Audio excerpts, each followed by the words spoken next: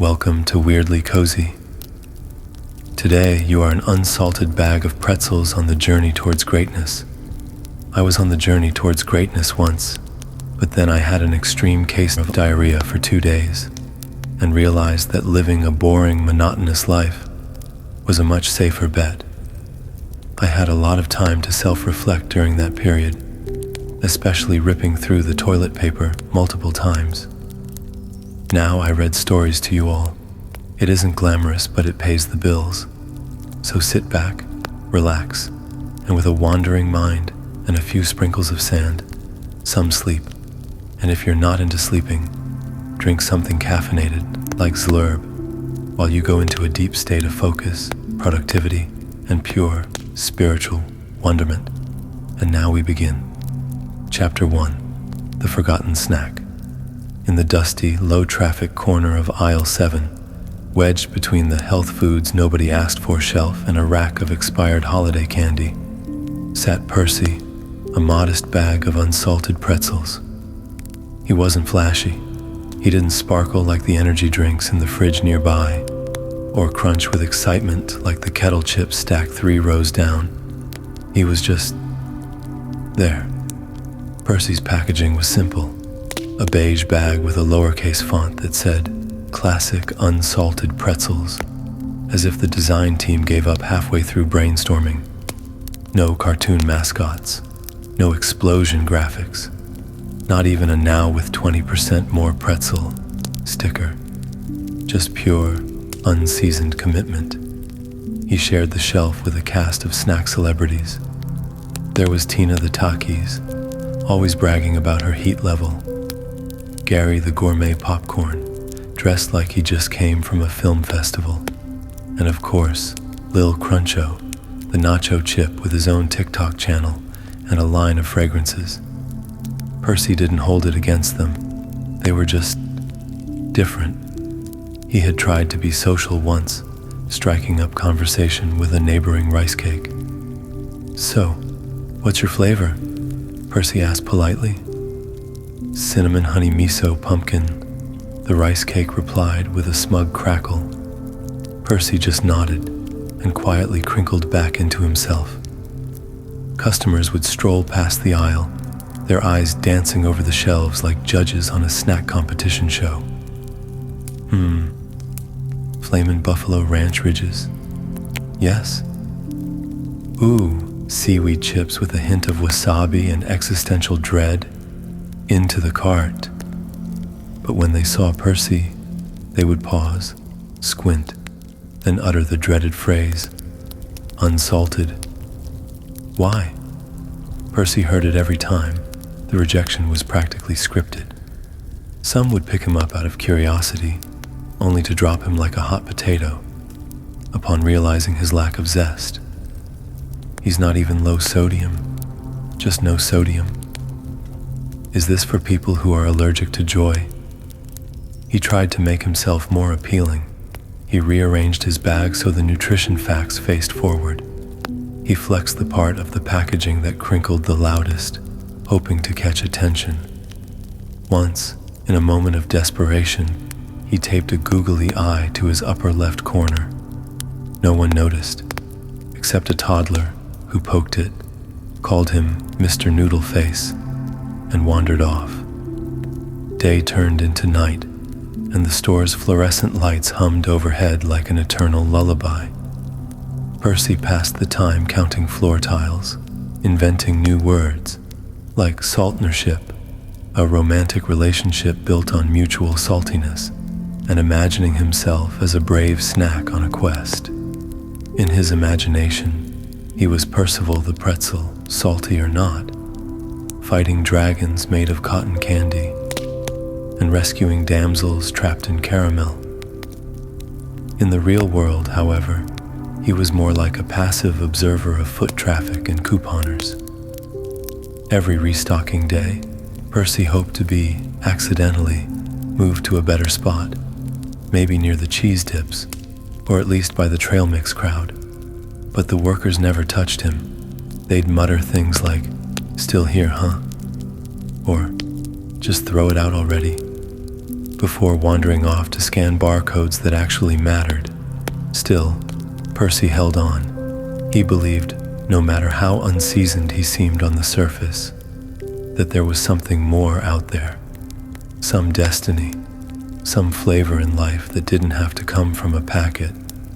And so, he sat in his little corner of aisle 7, a quiet snack with a big bland dream. Chapter 2, Clearance Island. It finally happened. One quiet Tuesday morning, Percy felt a shift. Not metaphorical, a literal shift, as in, he was picked up, stared at disapprovingly by an assistant manager named Cheryl, and dropped with a thud into a wire-bottomed cart, labeled in faded Sharpie. Clearance Island, where sad snacks go to wait. The cart was tucked away in the back of the store, between the broken automatic door and the unconvincing display of off-brand dog sweaters. If the main aisles were a bustling city of snack stardom, Clearance Island was more like a retirement home, crossed with a junk drawer, crossed with a low-budget haunted house. The first thing Percy noticed was the lack of lighting. Overhead, a flickering fluorescent bulb buzzed like a dying bee, casting moody shadows over expired pancake mix and suspicious cans of meat product. The shelf above him sagged slightly, held up by what looked like duct tape and hope. His new neighbors weren't much for conversation at first. To his left sat a can of Portuguese tuna, label torn and faded. It muttered unintelligibly in a romantic accent and gave off a vague scent of lemon and mystery. To his right, a box of gluten-free cookies so crumbly they practically sighed every time the air moved. Behind him, a bottle of fermented kombucha that had visibly expanded and occasionally vibrated. And dead center on the bottom of the cart sat a VHS tape labeled Jazzercise 1994. It had no case, just a scrawled label and an aura of judgment. No one spoke at first. The vibe was too weird, too stale. But Percy, ever the optimist, despite being sodium deficient, decided to introduce himself. "Hi there," he crackled gently. "I'm Percy. I'm Unsalted." There was a pause. "Gloria," sighed the cookie box. "Coconut flour, shaped like childhood disappointment." "I am tuna," said the can proudly. "I once dreamed of a baguette, but now I rot here, far from the sea." The kombucha bottle just made a fizzy noise and wobbled slightly. The VHS tape said nothing, but when the lights flickered, the theme to Flashdance played faintly, and no one could explain why. Over time, Percy learned the rules of Clearance Island. Rule 1. No one gets picked twice in one day. That's called the double snub. Rule 2. Don't ask the ketchup packets why they were discontinued. It's a sore subject. Rule 3. Trust no one who smells like nutmeg and betrayal. This referred to a rogue granola bar named Todd. Despite the gloom, Percy tried to stay upbeat. He started hosting morning affirmations. Today is the day someone appreciates our subtlety. Salt is a crutch. Neutral is a flavor. The other items humored him. Sort of. Gloria once asked if pretending to be fine was a form of seasoning. The tuna can just quoted poetry no one understood. Still, they all appreciated Percy's spark. One day, a child wandered near the cart. Hope surged in Percy's packaging. The child reached in, hand extended, toward Percy. But just as contact was made, the child's mom swooped in like a hawk. "Sweetie, no. That one's weird. Let's get the dinosaur gummies." And with that, Percy's bag was dropped upside down. Again. Jazzercise played faintly in the background. The kombucha fizzed mournfully. Still, Percy didn't give up. In fact, he started a newsletter, handwritten on the inside of his box flap, of course, called Pretzel Press, Tales from the Unwanted. He wrote short essays like What Even is Salt and Embracing the Crunch Within. Gloria proofread, Tuna illustrated. Kombucha just vibrated supportively. Clearance Island slowly transformed. Instead of a sad snack graveyard, it became a little community. They played games like Guess That Expiration Date and Spin the Broken Jar Lid. They had theme nights, Tuna's idea, and attempted to start a band using only crinkle sounds and jazzercise music. Sure, they were still passed over every day, but now, at least, they were passed over together. Percy started to believe that maybe he didn't need to be in a shopping cart to feel worth something. Maybe, just maybe, destiny had a crunchy little twist waiting around the corner. Chapter 3. Adopted by Accident. It was a sleepy Thursday morning when fate, bizarre, beautiful, mildly confused fate, finally came for Percy. The store had been quiet all morning. The usual crowd of cereal bargain hunters and energy drink enthusiasts had yet to arrive. The Clearance Island cart creaked softly as a faint breeze drifted in from the automatic doors, which had been malfunctioning and opening at random intervals, as if haunted by a ghost with mild social anxiety. Jazzercise, 1994, hummed faintly to itself. Tuna was mid-monologue about the Portuguese concept of longing. Gloria was stress napping, which is like regular napping, but done with intensity. That's when he entered. Mr. Wimble. 82 years young, Mr. Wimble walked, with a slight lean, the gentle swagger of a man who once danced competitively in 1959 and never quite let go of it. He wore 2 different slippers, a vest with pockets full of coupons, and glasses he refused to clean out of principle. As he shuffled into the store, the automatic door opened 2.5 seconds too late, bonking him softly on the shoulder. "Thank you, Mildred," he said, calling the door by name. He nodded at a stack of laundry detergent like it was an old friend. "You're still fighting the good fight, I see." Mr. Wimble had a list, written in shaky pencil. Batteries, something crunchy cat food paper clips. This one had a question mark and a doodle of a whale. But Mr. Wimble never followed his list. He preferred what he called improvised treasure hunting. It was like shopping, but jazzier.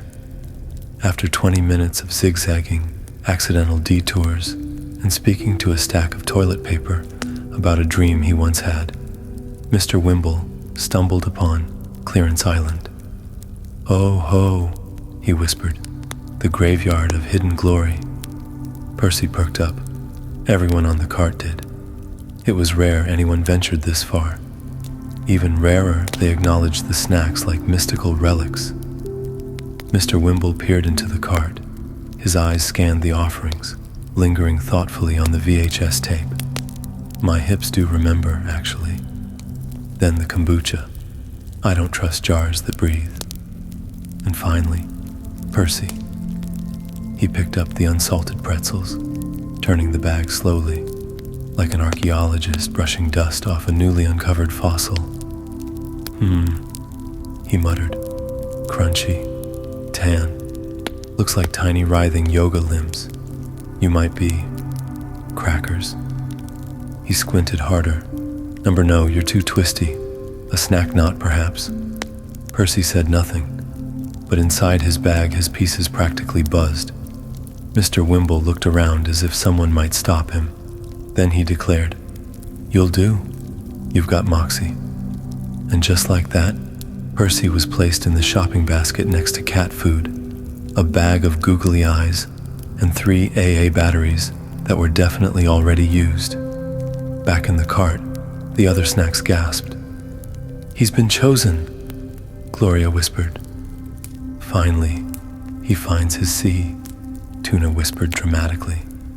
The kombucha fizzed so hard it tipped over, then rolled back upright like a drunk gymnast.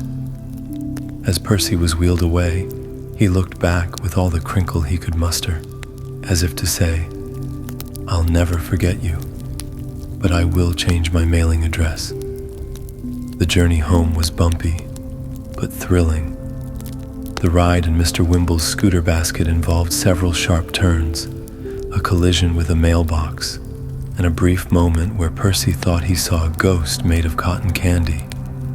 Turned out it was just a flamingo lawn ornament wearing a feather boa. Once inside the house, Percy was placed on a cluttered kitchen table next to a magnifying glass, some old paintbrushes, a half-eaten granola bar shaped like Abraham Lincoln, and a bowl of mints from 1986. "Now," said Mr. Wimble to no one in particular, "where did I put my cat?" The cat, Sir Hisselpaws, was a large, judgmental feline with the emotional range of a tax auditor and the personal space boundaries of a Victorian widow. He eyed Percy from the counter with mild suspicion and a hint of intrigue. Mr. Wimble forgot about Percy almost immediately. He went off in search of a screwdriver and instead got distracted watching a documentary about hummingbirds, narrated by a man who kept whispering. Meanwhile, Percy sat there, quietly trying to process the enormity of what had just happened. He was out. He was chosen. He was in a home. Sure, the house smelled faintly of shoe polish and mystery tea. And sure, he was possibly mistaken for crackers. But none of that mattered. He had escaped Clearance Island. He had been adopted. Even if, technically, it might have been an accident. Chapter 4. The Great Crumb. Awakening. Percy sat quietly on the kitchen table for 3 days, untouched. 3 whole days of listening to Mr. Wimble have hour-long conversations with his toaster. "You do matter, Gerald," and watching Sir Hisselpaws glide around the house like a purring loaf of mild contempt. Though Percy had technically been adopted, he was starting to worry that he'd simply traded one lonely shelf for another. Every now and then, Mr. Wimble would pass by, muttering things like, "Who keeps putting this bag of beige in my house?" Or, "Is this a tiny chair for ghosts?" To which Percy wanted to reply, "No, sir, I'm a snack, your snack, possibly your destiny." But alas, no one asked for his input. Then came the incident. It began as many great awakenings do, by being knocked off a table by a smug cat. Sir Hisselpaws had been performing his morning ritual of scooting household objects slightly closer to the edge of the table. This was not done out of malice, but rather as a form of feline meditation, known as passive-aggressive feng shui. Percy had been edging ever nearer to the tipping point when Sir Hisselpaws gave him the final push with one perfectly calculated swipe of the paw. W-H-U-M-P. Percy hit the linoleum floor with the grace of a water balloon full of uncooked macaroni.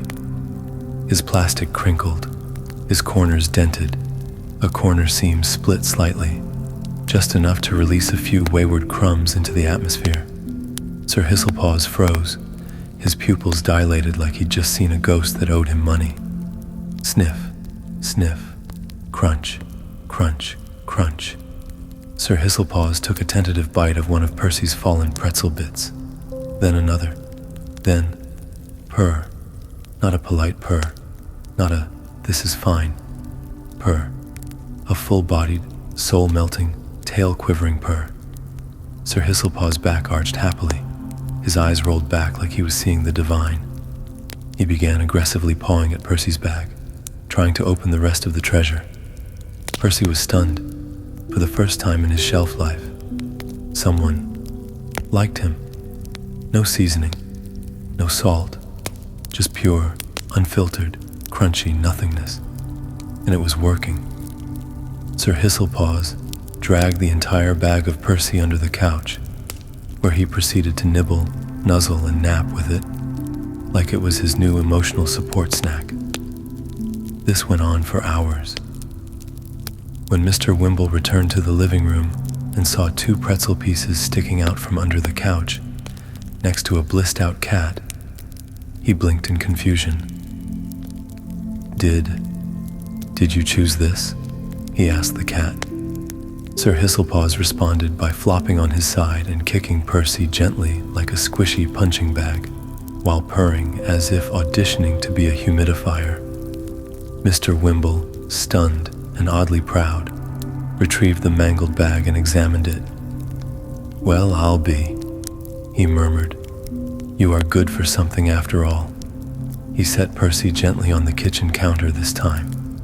In the soft glow of the refrigerator nightlight, Percy stood tall, or at least slumped upright. That night, Mr. Wimble uploaded a video.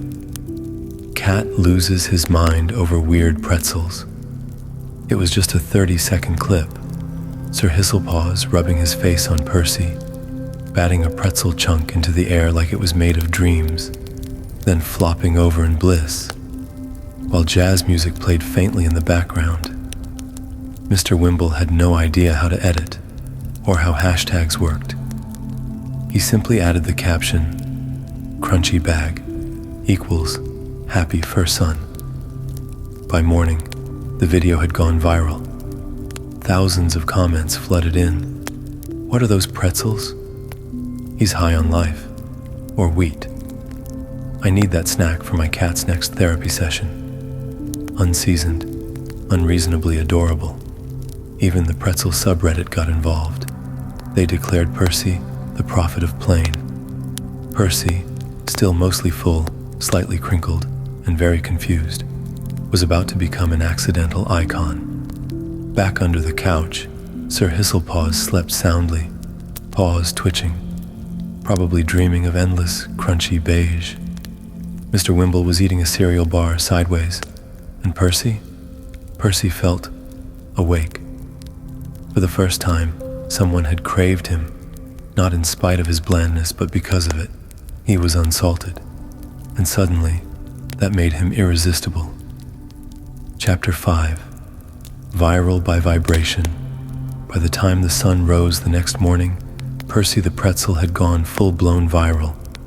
It started small, a trickle of comments, a handful of likes, a repost from someone with a cat-themed YouTube channel titled Meow and Forever. But within hours, it became a tidal wave of online fascination. The video of Sir Hisselpaws vibing to jazz while lovingly mauling Percy had hit 2 million views by breakfast.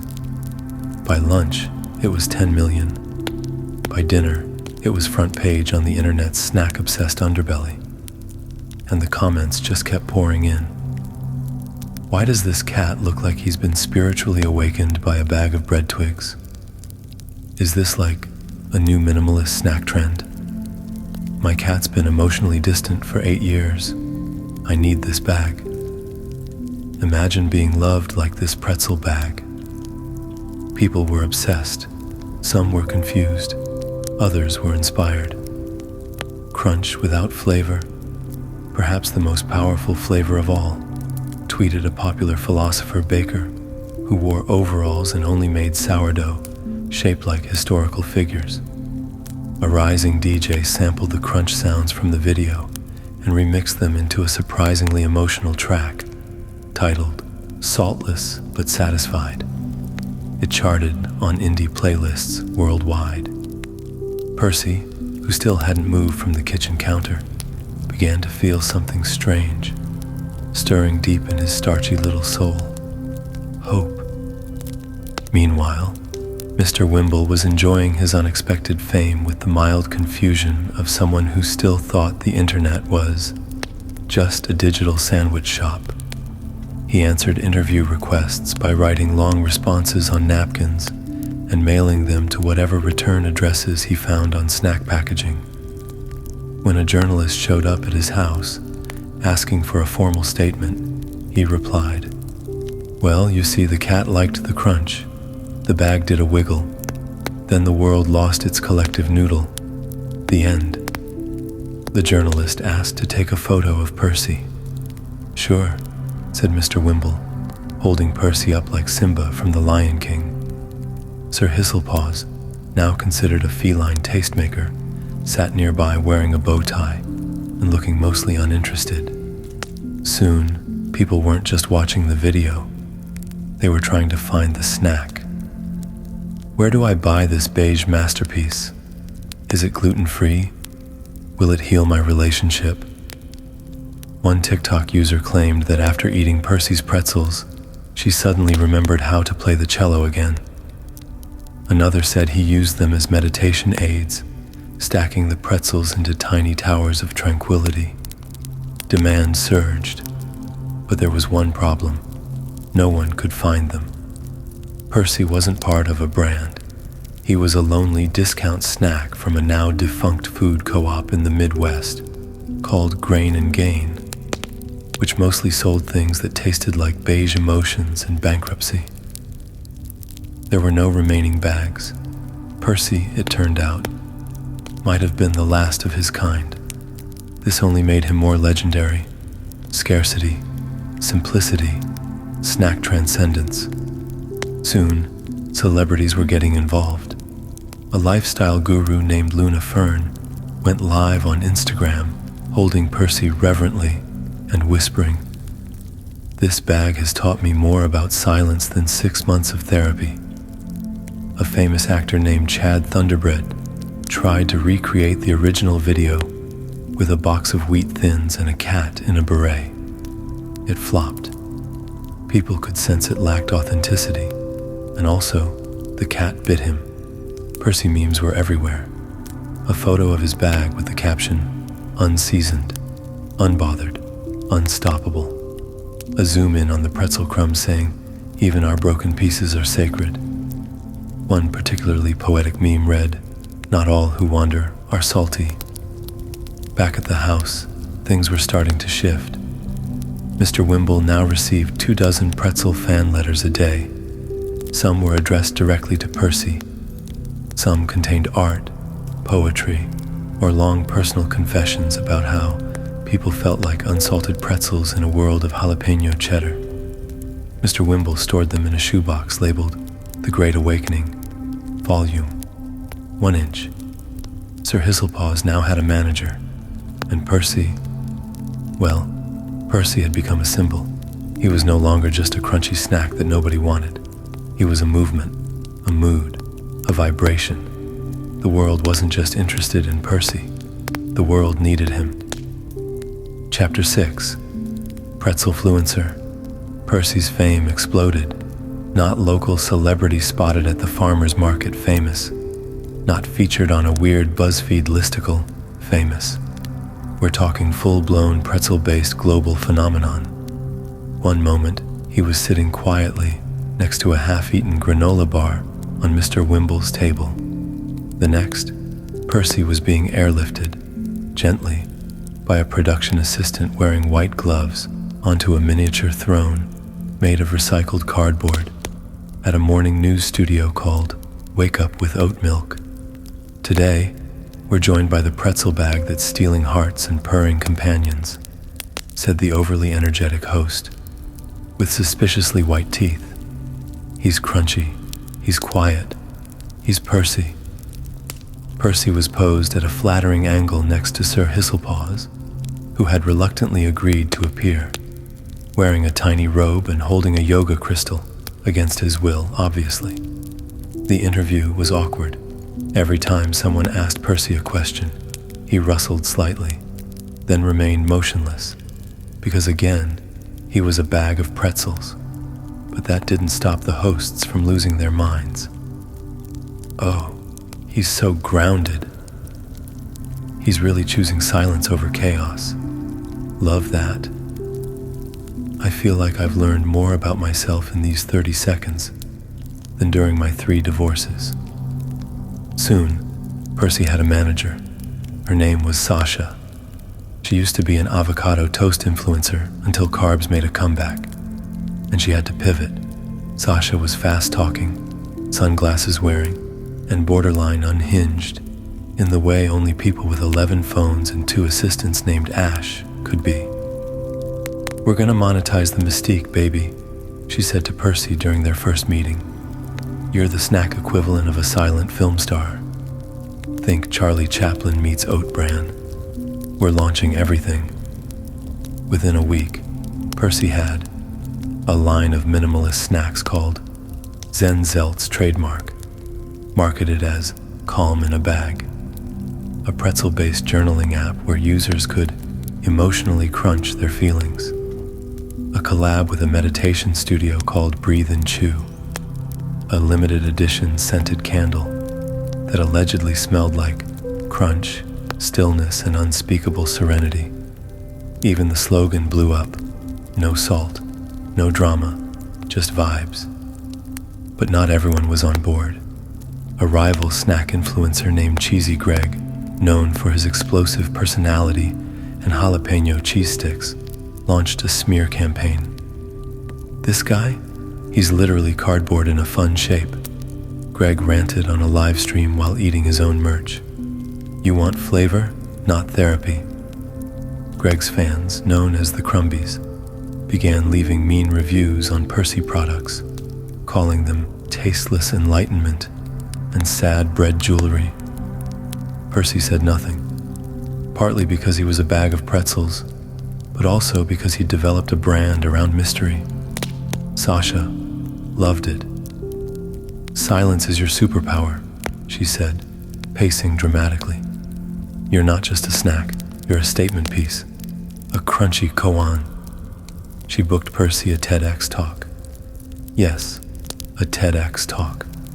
The stage was set, dim lighting, tasteful succulence, jazz playing softly in the background. The speaker list was prestigious. A scientist who grew lettuce on Mars, a woman who trained parrots to sing Bohemian Rhapsody, and then Percy. A spotlight hit the lone pretzel bag in the center of the stage. The audience leaned forward in reverent silence. A single pretzel rolled out of the bag and gently tapped the microphone. Crunch. The room erupted in applause. People sobbed. One person screamed, "I'm learning." After that, Percy reached God-tier status. He was offered cameos in prestige streaming dramas. He starred in a surreal short film where he sat on a piano while a dancer interpreted emptiness. He even did a voiceover ad for a meditation app, though his voice was actually a professional crinkling artist named Marv, who lived in a yurt.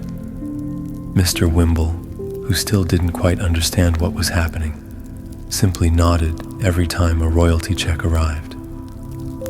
I always said you had potential, kid, he muttered to the bag while sipping soup through a straw. Knew at the moment I mistook you for a dried-up envelope. Sir Hisselpaws, meanwhile, had grown mildly irritated by all the attention. Fame, he felt, was a fleeting illusion, unless it came with tuna. But Percy was thriving. Sure, he still hadn't been eaten. And yes, he technically remained full of unsalted, crunchy loops. But now, those loops were inspiring a generation. He became a symbol of inner peace, a talisman of quiet power, a reminder that even the plainest among us can still shake the world without saying a single word, or, in Percy's case, without saying anything at all. Chapter 7. Fame Gets Stale. At first, it was exciting. Percy's life had transformed in ways he never thought possible. He'd been featured in Snacks Monthly, Quiet Power Quarterly, Crunchonomics Today, and Cat Fancy, twice. He had a book ghostwritten for him titled The Sound of Crumbs, Finding Peace in the Flavorless. But somewhere between the third red carpet appearance and the launch of his limited edition wearable pretzel bag fashion line, Pretzels TM, for when you carry the crunch, Percy began to feel something off. Not a tear in his packaging, not a rogue pretzel twist trying to escape. No, this was internal. This was existential. It started subtly. During a product launch for Mood Crunch, a snack that came with customizable inspirational audio affirmations, voiced by celebrity parrots, Percy found himself surrounded by influencers wearing monochrome jumpsuits, fake crying for the camera while pretending to bite into his pretzels. A stylist applied cinematic condensation to Percy's packaging to make him look like he just came out of a cool fridge with deep thoughts. As lights flashed and someone shouted, "Okay, now let's get a photo of the bag making eye contact with the audience emotionally," Percy crinkled softly. He missed aisle 7. He missed Clearance Island. He missed Gloria the cookie, Tuna the romantic can, even the haunted jazzercise tape. He missed being overlooked. At home, things weren't much better. Mr. Wimble was proud, of course, but even he had changed. He now spent most days answering fan mail and giving unsolicited advice to passers-by about how to raise emotionally intelligent snack food. He had purchased a velvet smoking jacket even though he didn't smoke, and he wore it while narrating Percy's life into a cassette recorder for the documentary they'll make someday. Sir Hisselpaws, once Percy's closest confidant, had grown cold. He no longer purred with the same intensity. He often rolled his eyes when Percy appeared on television. Once, Percy caught him swiping through sponsored cat treat content on his phone with a look of quiet disdain. Fame, Sir Hisselpaws seemed to say without words, changes pretzels.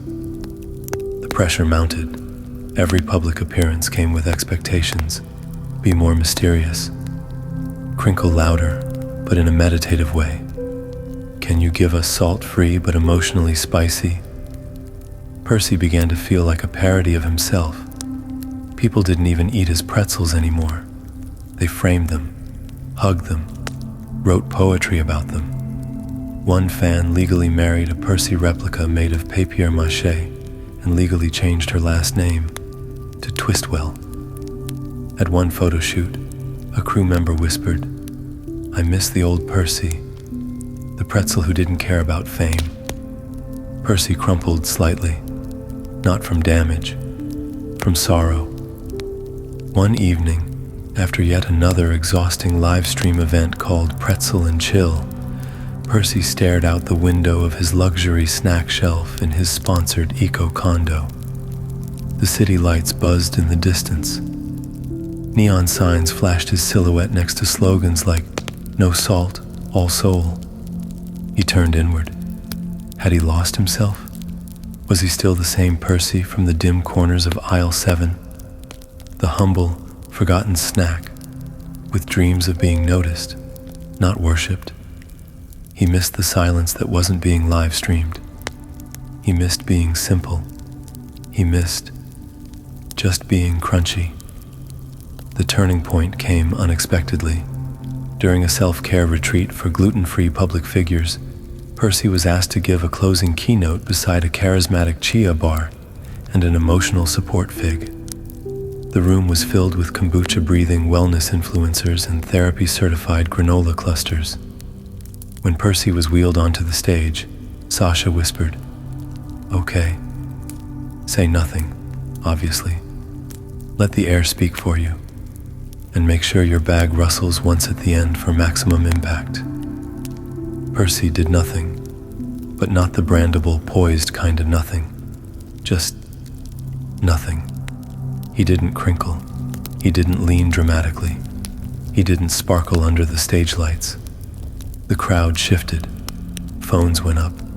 The moment dragged on. Then someone shouted from the back, "He's so raw right now." The crowd erupted in applause, but Percy knew. They weren't applauding him. They were applauding a version of him they had created, a hollow, beige metaphor. And Percy, he just wanted to be a snack again. So that night, without telling anyone, Percy slipped away. Not literally, of course. Sasha still had him hermetically sealed for freshness, but spiritually, emotionally, metaphorically, he checked out. He asked Mr. Wimble to cancel all his engagements. He ghosted his candle line. He politely declined the offer to appear in a new superhero film titled Captain Crisp, the Flavorless Avenger, and instead, he went for a walk. Okay, technically, Mr. Wimble carried him into a park and accidentally left him on a bench for 3 hours while chasing a goose. But it was enough. Percy sat beneath a tree, listened to the rustling leaves, and thought about his past, about being unwanted, and how that once made him feel empty. And now, being wanted by everyone felt strangely the same. Chapter 8. Return to Crunch. It was a quiet, golden afternoon when everything changed. Percy, still sealed in his signature packaging, now slightly creased with fame fatigue, sat alone on a park bench, soaking in the dappled light, filtered through the leaves of a creaky old oak tree. Somewhere in the distance, a dog barked at a squirrel with dramatic flair. Children screamed joyfully near a fountain. A breeze rolled by, smelling faintly of sunscreen and someone's forgotten tuna sandwich. For once, Percy wasn't trending. He wasn't being live-streamed, quoted, worshipped, packaged, rebranded, or accidentally eaten by a confused wellness guru. He was just there, and it felt perfect. Then came the voice. "Mom, can I feed this to the ducks?" Percy felt a small sticky hand lift him gently off the bench. A boy, maybe 5 or 6, stood clutching Percy's bag, squinting at him with the pure, squishy curiosity of a child who still believed clouds were made of whipped cream and that bees had jobs. Behind the boy was a young mother, exhausted in that loving way all caretakers are, pushing a stroller with a half-deflated balloon tied to one handle. She peered at the bag. "Sweetie, those aren't duck food," she said. I don't know what those are." "They look like little crunchy arms," the boy observed. The mom took the bag, flipped it around, furrowed her brow. "No salt?" she murmured. "On purpose?" The boy smiled. "That means everything goes with it."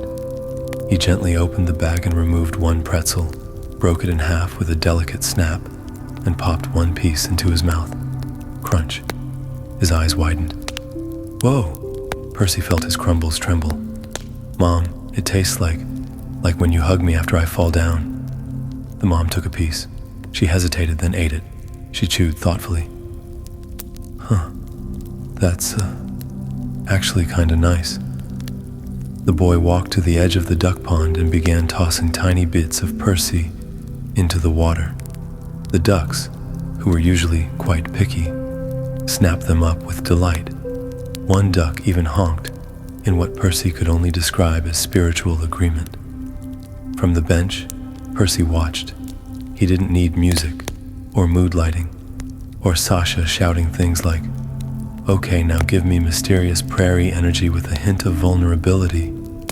He just needed this. A tiny, quiet moment where someone experienced him as he was, unadorned, simple, unbothered. Back at the bench, the boy returned. He sat next to Percy and stared at the bag like it was some kind of ancient treasure. "Do you have a name?" he asked. Percy said nothing, obviously. "Well, I'm going to call you Mr. Crunch Bucket." Percy accepted the name without resistance. "You're my new favorite snack. You don't taste like anything scary, and you don't poke my tongue like those sour worms do." He hugged the bag. Not a fake, influencer hug for clicks kind of hug. A real, sticky, heartfelt squeeze. For a moment, Percy thought his packaging might burst.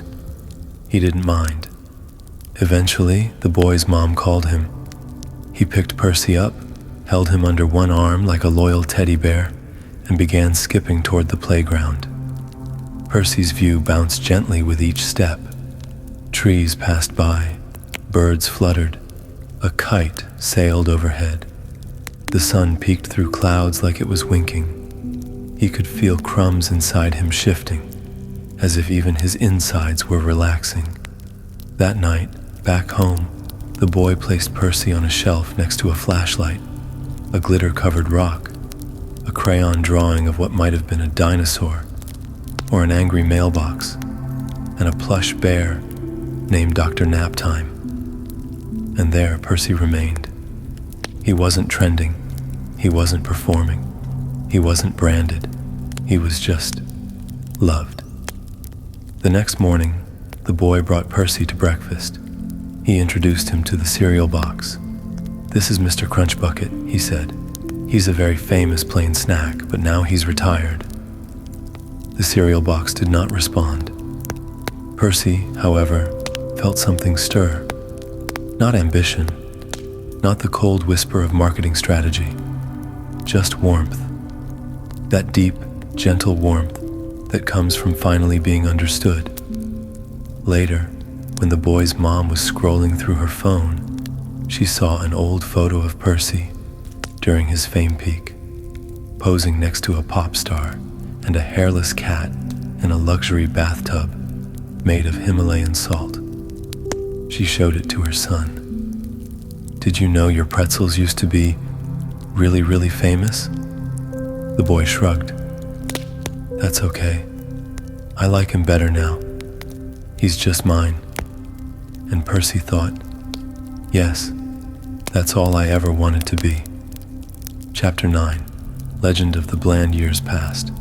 Not in a dramatic movie montage kind of way, just quietly, like dust gathering on a bookshelf, like bread slowly becoming toast, one shade at a time. Percy, still whole, still uneaten, though occasionally nibbled in reverence, lived out his retirement on a wooden shelf, painted bright blue with uneven brush strokes, next to a collection of beloved childhood objects that had absolutely no resale value and infinite emotional worth.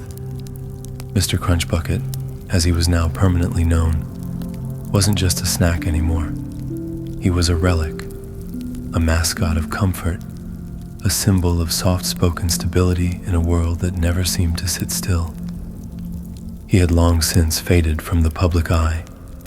New snack trends had taken over. There was the rise of snacktivism, a movement of politically charged granola bars, the Chomp Talk generation, who reviewed snacks exclusively while doing cartwheels, the return of Cheesy Greg, who underwent a rebrand as Authentic Greg trademark and sold emotionally mature cheese sticks for dads. Yet, none of it bothered Percy. He no longer needed the spotlight. He had something better. He had legacy. Once in a while, someone from the old days would try to track him down. A documentary filmmaker left a handwritten letter at Mr. Wimble's mailbox. "We're doing a retrospective on the silent snack movement of the early 2020s. We'd love to interview the bag." Mr. Wimble, who now spent his days wearing capes and solving crossword puzzles in pen, simply wrote back, "He's at peace. Respect the crunch." The filmmaker wept and turned the letter into a short film that won 7 awards at obscure film festivals in Iceland. Sir Hisselpaws, now elderly and slightly more rotund, had mellowed. Though he no longer attacked Percy with the unhinged passion of his youth, he still occasionally laid a single paw on the bag, perhaps as a sign of ownership, or maybe just because it felt nice. And every now and then, Percy would let out a gentle crinkle in response, a tiny hello, a crunchy, "I'm still here." The boy, now older, kept Percy through every stage of life. When he started school, Percy rode in his backpack next to a banana that was never eaten and a pencil sharpener shaped like a duck. When he got nervous before a spelling bee, he clutched Percy for good luck. He misspelled necessary, but felt confident anyway.